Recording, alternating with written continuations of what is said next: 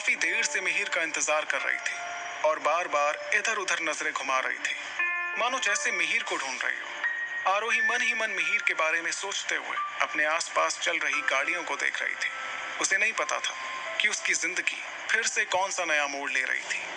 वहीं मिहिर इतनी तेजी से कार चला रहा था जैसे आरोही उसे हमेशा के लिए छोड़कर जा रही हो। उसे अब भी बहुत गुस्सा आ रहा था कि क्या आरोही उसे मार्केट चलने के लिए नहीं कह सकती थी।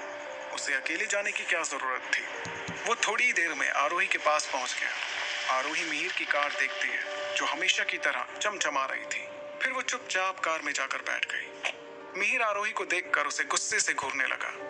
मिहिर को पता था आरोही की बुआ जी आरोही को किसी से छिपा रही है, इसलिए मिहिर एक पल के लिए भी आरोही को अकेला नहीं छोड़ना चाहता था। मिहिर आरोही के बारे में सब कुछ जानना चाहता था, पर इतनी कोशिश करने के बाद भी मिहिर को आरोही के बारे में कुछ भी नहीं पता चला था। वो खुद आरोही से सब पूछना चाहता था, पर वो आरोही से कुछ भी पूछता तो आरोही परेशान हो जाती। आरोही को समझ नहीं आ रहा था मिहिर उसे ऐसे क्यों घूर रहा था। वो ये सब सोच ही रही थी कि तभी उसे मिहिर की आवाज सुनाई दी। मिहिर अपनी ठंडी आवाज में कहता है, तुम जहां जाओगी मुझसे पूछ कर ही जाओगी। मिहिर की बात सुनकर आरोही हैरानी से मिहिर को एकटक घूरने लगती है। ये साफ था कि आरोही को बिल्कुल नहीं पसंद था कि कोई उसके मामले में किसी तरह की रोक टोक करे। लेकिन धीरे धीरे उसकी जिंदगी बदलने लगी थी, क्योंकि उसकी जिंदगी के हर फैसले लेने का हक मिहिर के हाथों में जा रहा था और आरोही कुछ नहीं कर पा रही थी। वो मिहिर के एहसानों के तले दब चुकी थी और मिहिर को ना कहना उसके हक में नहीं रह गया था। आरोही मुंह फुलाए हुए मिहिर को अपनी बड़ी बड़ी आंखों से घूरे जा रही थी। वो मन ही मन कहती है, ये शैतान कहीं का, पता नहीं इनकी प्रॉब्लम क्या है, जब देखो ऑर्डर फरमाते रहते हैं, सड़ू कहीं के। आरोही को तो समझ नहीं आ रहा था कि वो मिहिर को क्या ही जवाब दे, क्योंकि उसकी नीली गहरी आंखें जिसमें इस वक्त गुस्सा भरा था, उसे देखते हुए उसकी हिम्मत नहीं थी कि वो the great business tycoon Mihir Oberoi को मना कर सके। मिहिर गुस्से को अंदर दबाते हुए कहता है, कहाँ जाना है तुम्हें। आरोही अपने मन में चल रही अटपटी बातों को दूर करते हुए जवाब देती है, वो मुझे पास वाले मार्केट में जाना है। मिहिर कार स्टार्ट करता है, फिर दोनों मार्केट के लिए निकल जाते हैं। आरोही मिहिर के सामने अपना मुंह बंद रखना ही बेहतर समझती है। वो समझ गई थी कि उसके बगल में बैठे हुए डेविल का मूड अभी बिल्कुल ठीक नहीं है। कुछ देर में दोनों मार्केट पहुंचते हैं। मिहिर आसपास की भीड़ को देखता है। वो आज तक ऐसी जगह पर कभी नहीं आया था। आखिर वो शहजादा जो ठहरा, जिसे भीड़ भाड़ और शोर शराबा बिल्कुल पसंद नहीं था। आरोही मिहिर को देखती है। आरोही को पता था कि इस रईस ने तो आज तक ऐसी जगह में कदम भी नहीं रखा होगा और वो आज उसके साथ यहाँ आया था। आरोही मिहिर की सिचुएशन समझते हुए कहती है, आप कार में रुकिए, मैं सामान लेकर आती हूँ। मिहिर कहता है, नहीं, मैं तुम्हारे साथ चलूंगा। आरोही आगे कुछ नहीं कहती। उसे पता था मिहिर उसकी एक बात नहीं मानने वाला। आरोही अपने हैंडबैग से 2 मास्क निकालती है और एक मिहिर की ओर बढ़ाती है। मिहिर मास्क को अजीब तरह से देखता है। आरोही कहती है, आप प्लीज इसे पहन लीजिए, किसी ने आपको पहचान लिया तो बात बनने में देर नहीं लगेगी। मिहिर कुछ पल को उसे देखता है और उसके हाथ से मास्क लेकर पहन लेता है। अपनी बात को मानता देख आरोही थोड़ा फ्री महसूस करते हुए वो भी मास्क पहन लेती है। मिहिर को अपना मास्क पहनना तो समझ आ रहा था, पर आरोही का मास्क पहनना उसे कुछ समझ नहीं आया। मिहिर सोचता है, इसमें कोई शक नहीं, आरोही की खूबसूरती लोगों को अपनी ओर आकर्षित कर लेती है और आसपास के लोग उसे ही घूरने लगेंगे। शायद इसलिए इसने मास्क पहना है। दोनों साथ में कार से बाहर आते हैं। आरोही आगे बढ़ती है, मिहिर भी उसके पीछे पीछे चला गया। आरोही घर के लिए सब्जियां खरीद रही थी और मिहिर बस उसे देख रहा था और आसपास के लोग उन दोनों को ही लगातार देख रहे थे। दोनों ने भले मास्क लगाया हुआ था, पर इससे उनकी खूबसूरती जरा भी कम नहीं हो रही थी। उन दोनों की शानदार पर्सनालिटी से कोई भी बच नहीं सकता था। आरोही कुछ सब्जियां लेती है और सब्जी वाले को पैसे देने लगती है। उसे ऐसा करता देख मिहिर अपना कार्ड निकालकर आरोही की ओर बढ़ाता है। आरोही की नजर मिहिर के हाथों पर जाती है, जिसे उसने कार्ड देने के लिए बढ़ाया था।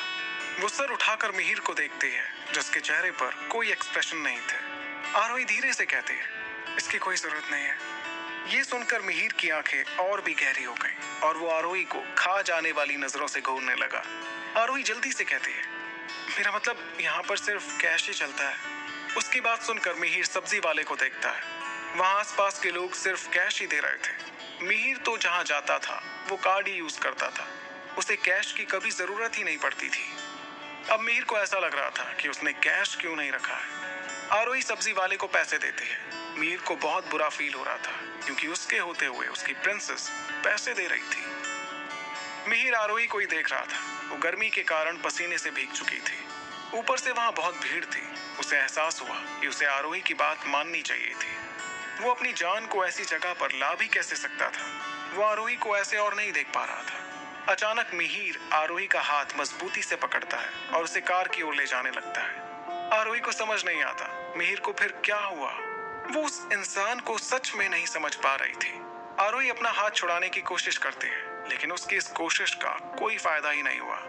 इसलिए आरोही झुंझलाते हुए कहती है, ये क्या कर रहे हैं आप? अभी मुझे और सामान लेना है। मिहिर कहता है, तुम्हें जो भी सामान चाहिए मुझे बता देना, मैं मंगवा दूंगा। आरोही कहती है, आप? आरोही की नजर कुछ लोगों पर पड़ी और उन्हें देखते ही उसकी पूरी बॉडी जैसे ढीली पड़ गई। वो डर और घबराहट से मिहिर को कसकर पकड़ लेती है। जैसे ही मिहिर कार के करीब पहुंचता है वो पलटकर आरोही को देखता है जो घबराहट से नजरें चुराते हुए इधर उधर देख रही थी। उसने मास्क लगाया हुआ था इसलिए उसके चेहरे के एक्सप्रेशन दिख नहीं रहे थे, पर उसकी आंखें, उसकी पलकें डर से फड़फड़ा रही थी। उसे देखकर मिहिर कुछ भी नहीं समझ पा रहा था। वो कार का दरवाजा खोलता है और आरोही के हाथ से सब्जी का थैला लेकर उसे कार में बिठा देता है। मिहिर सब्जी पीछे रखकर ड्राइविंग सीट पर आकर बैठ गया। आरोही बहुत परेशान हो चुकी थी। पुराने जख्म याद आते ही उसकी आंखें कभी भी आंसुओं से भर सकती थी, जिसे मिहिर से छुपाने और अपने इमोशंस को कंट्रोल करने के लिए उसने कसकर मुट्ठियां बंद कर ली। वो मिहिर के सामने ऐसा कुछ नहीं करना चाहती थी जिससे मिहिर उस पर सवालों की झड़ी लगा दे। मिहिर आरोही के चेहरे से मास्क हटाता है। आरोही का चेहरा पूरी तरह से लाल हो चुका था। वहां की धूप की वजह से या डर की वजह से कुछ कहना मुश्किल था। आरोही के चेहरे पर डर साफ दिख रहा था। उसे ऐसे देखकर मिहिर घबरा गया। की वजह से कुछ कहना मुश्किल था। आरोही के चेहरे पर डर साफ दिख रहा था। उसे ऐसे देखकर मिहिर घबरा गया और आरोही को अपने गले से लगा लिया। मिहिर उसके बालों को सहलाते हुए बेहद प्यार से कहता है, क्या हुआ आरोही, तुम ठीक हो? आरोही तो जैसे अपनी ही दुनिया में थी। वो मिहिर को कुछ जवाब नहीं दे रही थी। मिहिर आरोही से अलग होता है। आरोही मिहिर को देखती है और अचानक होश में आती है। आरोही खुद को शांत करते हुए कहती है, हॉस्पिटल चलते हैं। मिहिर आरोही को देखता है, फिर कार स्टार्ट करता है और दोनों वहां से निकल जाते हैं। आरोही कार से बाहर देखते हुए खुद से कहती है, ये लोग यहाँ पर क्या कर रहे थे? क्या इन्हें पता चल गया कि मैं दिल्ली में हूँ? आरोही बहुत परेशान हो गई थी। उसका सिर दर्द करने लगा था। मुंबई में माहिर निष्ठा को जबरदस्ती किस कर रहा था और निष्ठा खुद को छुड़ाने की नाकाम कोशिश कर रही थी। निष्ठा को देख माहिर निष्ठा को अपनी बाहों में उठाता है और रूम की ओर ले जाने लगता है। निष्ठा माहिर को गुस्से से घूरने लगी। उसने अपना मुंह फुला रखा था जिससे वो और भी ज्यादा क्यूट और प्यारी लग रही थी। माहिर निष्ठा को देखकर एक कातिलाना स्माइल करता है। उसे देखकर निष्ठा तो जैसे माहिर की मुस्कुराहट में कहीं खो सी गई। माहिर निष्ठा को बेड पर बिठा देता है और खुद उसके सामने बैठ जाता है। माहिर को देखकर आज दिन भर जो हुआ वो निष्ठा को याद आने लगता है। तेजस ने जो उसे धोखा दिया था, उसके मन से जैसे वो बात जा ही नहीं रही थी। बार बार यही लग रहा था कि उसने डॉली की बात कभी क्यों नहीं मानी। डॉली हमेशा उसे कहा करती थी कि तेजस और यामिनी के बीच दोस्ती से भी बढ़कर कुछ है, लेकिन उसे तेजस पर पूरा भरोसा था। लेकिन उसे यही लगता था कि डॉली को कोई गलतफहमी हुई है। निष्ठा इन सब के बारे में सोचते हुए माहिर को कसकर गले लगा लेती है। माहिर को कुछ समझ नहीं आता। अभी तो निष्ठा उसे गुस्से से घूर रही थी और अब अचानक उसे गले लगा रही थी। निष्ठा को ये जानकर दिल ही दिल खुशी हो रही थी कि माहिर ने डॉली के साथ कुछ नहीं किया था और न ही उसके पापा की कंपनी में। लेकिन निष्ठा ये भी नहीं भूल सकती थी कि माहिर ने उससे जबरदस्ती शादी कर ली थी। ये याद आते ही निष्ठा होश में आ गई और तुरंत ही माहिर से अलग हो गई। फिर वो माहिर से नजरें चुराने लगी। माहिर निष्ठा के होठों को देखता है जो उसके किस करने की वजह से लाल हो गए थे। माहिर खुद को कंट्रोल नहीं कर पाता और फिर से निष्ठा को किस करने लगता है। निष्ठा अपनी बड़ी बड़ी आंखों को और बड़ी करके माहिर को देखने लगती है। उसका दिल जोर जोर से धड़क रहा था। उसके पूरे शरीर में जैसे चींटियां काट रही हो। निष्ठा को पता था उसके हाथ पैर मारने से कुछ नहीं होने वाला, क्योंकि माहिर उसे नहीं छोड़ेगा। माहिर उसे बहुत डीपली किस कर रहा था। निष्ठा ने माहिर की शर्ट को कसकर पकड़ लिया था। निष्ठा ने अपनी आंखें बंद कर ली। माहिर निष्ठा को देखता है। वो उसके होठों से अलग होकर उसकी आंखों पर धीरे से किस करता है। निष्ठा झट से अपनी आंखें खोलती है। उसकी आंखों के बहुत करीब एक सुंदर सा चेहरा था। माहिर निष्ठा को बाहों में लेकर उसके साथ बेड पर बैठ जाता है। माहिर के लिए अभी ये सबसे सुकून भरा वक्त था जब उसके पास वही लड़की उसकी बाहों में थी जिसने पिछले 5 सालों से उसकी नींद उड़ा रखी थी। माहिर अपनी उंगलियों को निष्ठा की उंगलियों में फंसाता है। माहिर के लिए माहौल बहुत रोमांटिक होता जा रहा था, लेकिन निष्ठा के मन में तो अलग ही ख्याल चल रहे थे और वो पूछती है, आपने डॉली को यहाँ क्यों बुलाया था? निष्ठा की बात सुनकर माहिर का तो जैसे बना बनाया मूड खराब हो गया था। माहिर बस निष्ठा की आंखों में देख रहा था जिसमें ना जाने कितने ही सवाल मौजूद थे। माहिर मन में कहता है, क्या इस टाइम पर यह बात निकालना जरूरी था? निष्ठा लगातार माहिर को देखे जा रही थी। माहिर कहता है, तुम कल से मेरे साथ यहीं रहोगी। निष्ठा हैरानी से कहती है, क्या? आप क्या कह रहे हैं? निष्ठा मन में सोचते हुए कहती है, इस दुष्ट इंसान से तंग आ चुकी हूं। इसके बारे में अच्छा सोचना वैसे ही वेस्ट है। ऐसा लग रहा था कि निष्ठा के सवाल के बदले माहिर उसे सजा दे रहा था।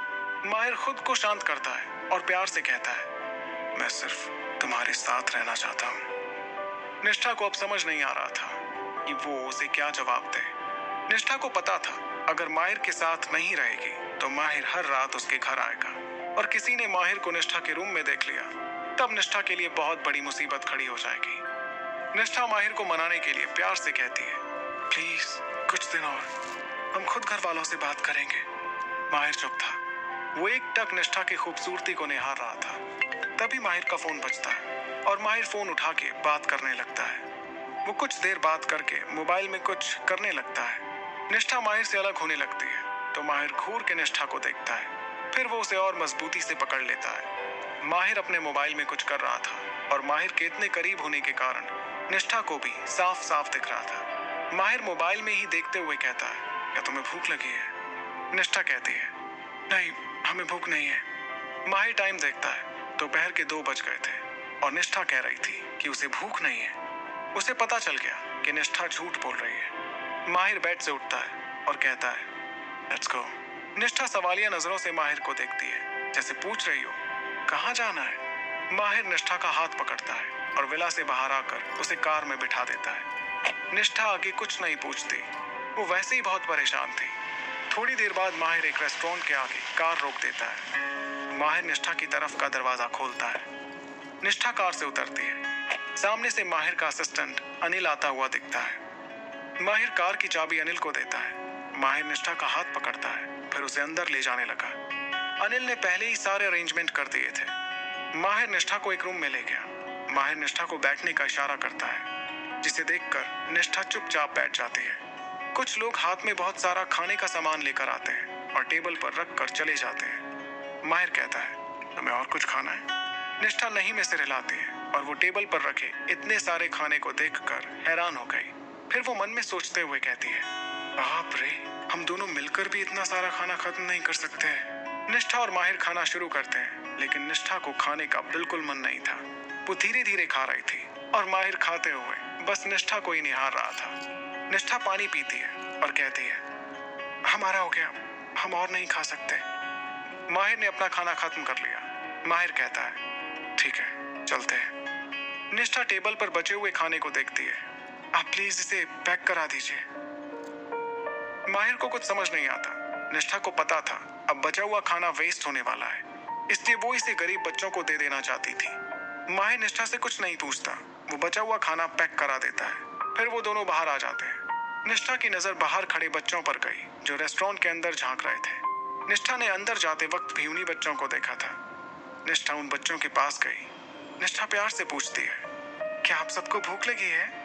वहां खड़े बच्चे निष्ठा को देखकर डर गए थे। एक छोटा सा बच्चा कहता है, हाँ, मुझे भूख लगी है। उन बच्चों को देखकर निष्ठा की आंखें नम हो गई थी। निष्ठा खाने के पैकेट बच्चों को देती है। बच्चे भी खुशी से निष्ठा के हाथ से पैकेट ले लेते हैं। निष्ठा को लग रहा था कि खाना उनके लिए कम पड़ जाएगा। निष्ठा प्यार से छोटे से बच्चे के गाल छूने ही वाली थी कि अब तक फोन में बिजी माहिर आकर निष्ठा को अपनी ओर खींच लेता है। फिर माहिर गुस्से से निष्ठा को घूरने लगता है